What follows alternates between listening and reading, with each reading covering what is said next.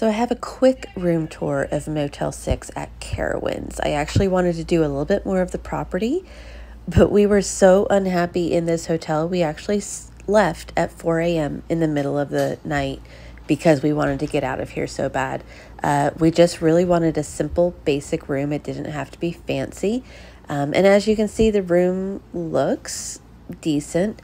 I actually was itching for 2 days after staying here, so I don't know what was up with that. It was incredibly noisy. There was a lot of just weird stuff going on during our stay. Otherwise, I normally would have given you a tour of what the pool looks like and everything. But we left at 4 a.m. in the middle of the night just in order to leave and to get out of here. So that is the tour. As you can see, we did see the Carowinds fireworks out the window. So there is that. That is close to see the fireworks outside of your hotel room.